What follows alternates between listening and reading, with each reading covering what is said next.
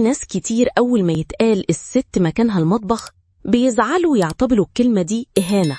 طب هو ليه بنشوف المطبخ وكأنه السجن أو عقوبة؟ مع إن الحقيقة إن المطبخ جزء من بيت الست، والبيت أصلا هو مملكتها. الست مش المفروض تفضل طول حياتها تركض في شغل بره وتتعب وتتحمل مشقة زي الراجل.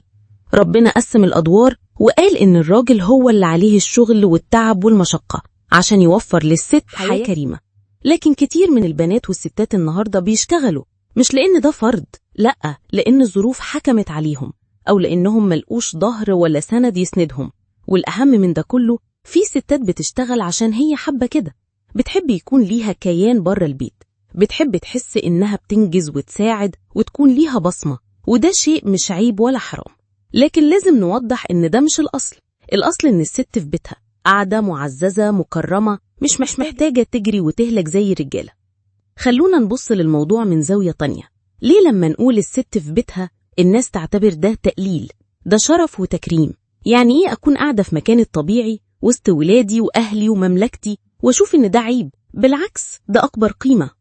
ولو رجعنا لزمان هنلاقي إن الست كانت طول عمرها هي اللي بتدير البيت، بتربي الأجيال وبتبني المجتمع من جوه. وده مش معناه إنها ضعيفة أو أقل من الراجل، لأ، ده معناه إن ربنا كرمها ورفع عنها حمل المشقة.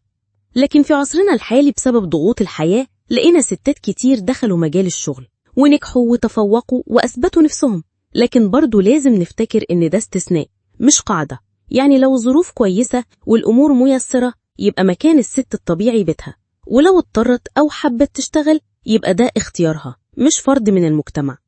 عايزة أقول كلمة مهمة: الشغل مش اللي بيكرم الست. اللي بيكرم الست إنها تكون في مكانها اللي ربنا اختاره لها، في بيتها معززة محمية مكرمة. ولو اشتغلت فهي بتشتغل بإرادتها، والراجل الحقيقي هو اللي شايل عنها ده كله ويوفر لها حياة من غير ما تحتاج تشقى زيه. فبدل ما نقول مكان الست المطبخ كأننا بنعيب عليها، نقول مكان الست بيتها بكل احترام وفخر. المطبخ مش وصمة ولا البيت عيب، ده أصل وجودها، ده اللي ربنا كرمها بيه. فالست مش أقل من الراجل، بالعكس، ربنا كرمها ورفعها وحطها في مكان أرقى. واللي فاكر إن شغلها بره هو اللي بيديها قيمة يبقى مش فاهم معنى التكريم الإلهي. وفي الآخر افتكروا تسألوا نفسكم دايما: هو مين قال